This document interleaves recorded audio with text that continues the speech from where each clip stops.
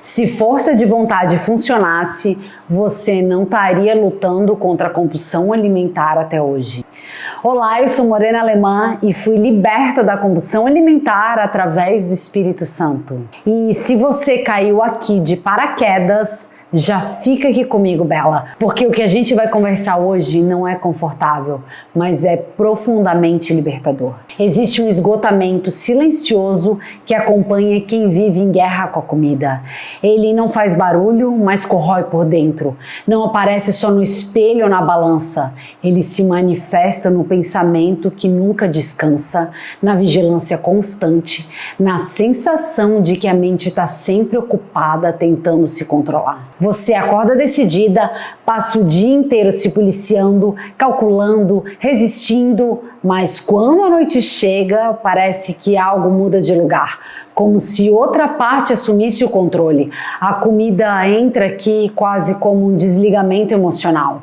Depois vem o peso interno, a culpa, as promessas feitas em silêncio, aquela conversa interna conhecida como o clássico segundo eu começo, que mais parece um pedido de socorro do que um plano real.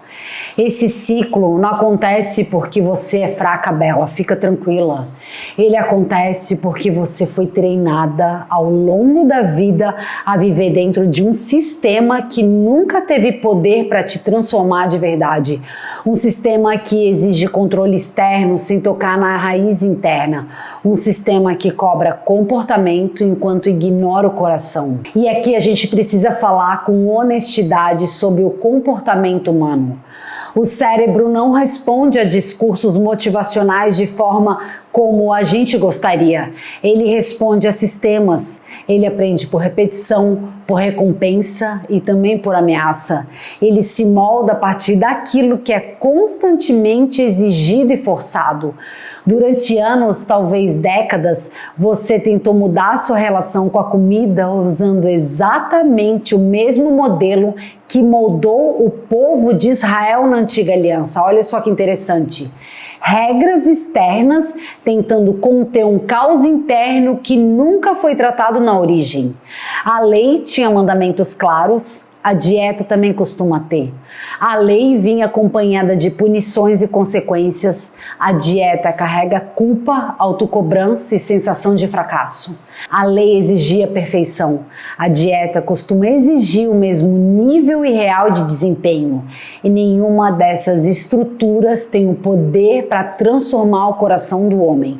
O apóstolo Paulo é extremamente direto quando afirma que a lei revela o pecado, mas não cura o pecador.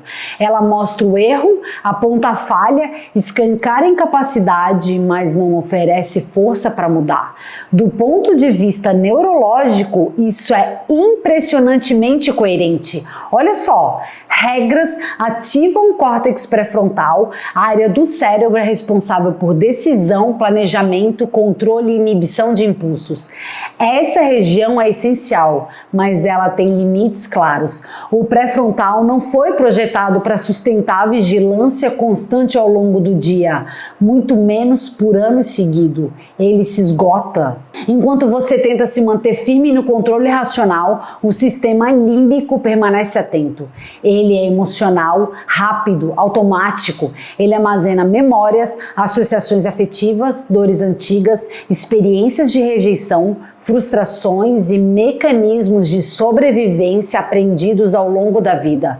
Quando o cansaço mental se instala, quando o estresse aumenta, quando a pressão do dia pesa, o límbico assume o controle. E quando ele assume, não existe negociação racional. O que ele busca é alívio imediato. E é exatamente nesse ponto que a compulsão alimentar nasce. Ela não surge como uma rebeldia, nem como uma falta de caráter, nem como um desleixo espiritual. Ela surge como uma tentativa de fuga, uma estratégia do corpo para reduzir tensão interna, anestesiar emoções e gerar uma sensação momentânea de conforto. A lei dizia o que era certo, mas não oferecia poder para viver aquilo que exigia. As dietas costumam dizer o que pode e o que não pode, mas não curam a raiz emocional, espiritual e neurológica que faz a comida se tornar um refúgio. É nesse cenário que Jesus entra na história de forma absolutamente disruptiva. Ele não aparece para ajustar comportamento, nem para exigir regras, nem para exigir mais esforço humano. Ele aparece para cumprir aquilo que ninguém jamais conseguiu cumprir. Ele encerra um sistema inteiro baseado em desempenho, mérito e tentativa humana de alcançar a perfeição. Quando Jesus afirma que veio para cumprir a lei, isso não é uma frase simbólica ou poética. Se trata de uma mudança estrutural profunda. O relacionamento com Deus deixa de ser medido por desempenho e passa a ser sustentado por identidade.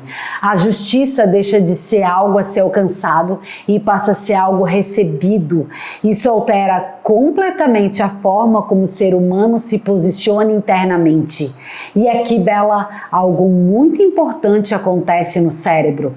Quando uma pessoa vive sobre regras rígidas, ameaças constantes de erro, medo de falhar e cobrança contínua, o sistema nervoso simpático permanece ativado por longos períodos. Esse sistema é responsável pelo estado de alerta, vigilância e defesa. Ele prepara o corpo para lutar e fugir. Em longo prazo, esse estado desorganiza funções básicas. A digestão fica prejudicada, os sinais naturais de fome e saciedade se confundem, os níveis de cortisol se mantêm elevados e o cérebro passa a buscar recompensas rápidas para compensar a tensão interna. E aí, o açúcar, excesso e repetições acabam se tornando respostas previsíveis. Isso não acontece porque você quer, acontece porque o seu corpo está tentando sobreviver ao ambiente interno de cobrança e ameaça. A nova aliança introduz algo radicalmente diferente. Descanso. E descanso não é um conceito abstrato, espiritualizado ou distante da realidade física. Descanso é fisiológico. Ele se manifesta no corpo, nos hormônios, na respiração, no ritmo interno. Quando Jesus diz: "Vinde a mim todos os que estão cansados e sobrecarregados", ele está falando com pessoas exaustas de tentar acertar. Pessoas que viviam sobre falha constante, cobrança religiosa e pressão interna. O descanso que ele oferece não se limita à mente. Ele regula o sistema nervoso, ele desloca o corpo do modo de ameaça para o modo de segurança. E a segurança muda absolutamente tudo. Bela, quando o corpo se sente seguro, ele não tenta buscar alívio compulsivo o tempo todo. Quando a mente começa a ser renovada, a culpa perde espaço e deixa de comandar decisões. Quando o coração passa por restauração, a autopenalização deixa de ser o motor da vida. A compulsão vai muito além da comida. Ela reflete um sistema interno inteiro sobre cobrança, medo de errar, vigilância constante e sensação de insuficiência. E o Evangelho não tenta remendar esse sistema, ele vem para desmontá-lo peça por peça. O apóstolo Paulo afirma que agora temos a mente de Cristo. Isso não significa adotar pensamentos religiosos ou repetir frases espirituais. Significa uma transformação profunda na forma de perceber, interpretar, reagir e desejar. A neurociência chama esse processo de neuroplasticidade, que é a reconfiguração de padrões neurais. A Bíblia chama de metanoia, que é a renovação de mente. Os dois estão falando de uma mudança que acontece de dentro para fora de forma progressiva e real. Esse processo não acontece por imposição ou esforço violento. Ele acontece quando o descanso ocupa o lugar de cobrança, quando a identidade passa a substituir a performance, quando a segurança em Cristo começa a regular o corpo e a mente. No próximo vídeo eu vou te mostrar o que realmente acontece na cruz, tanto do ponto de vista espiritual quanto neurológico. Vamos falar sobre a palavra sozo e por que ela muda completamente a forma como você entende cura, libertação e compulsão alimentar. Essa compreensão muda o eixo da transformação. Se esse vídeo já mexeu com você, fica comigo aqui, Bela. A continuação é onde tudo começa a se encaixar de verdade.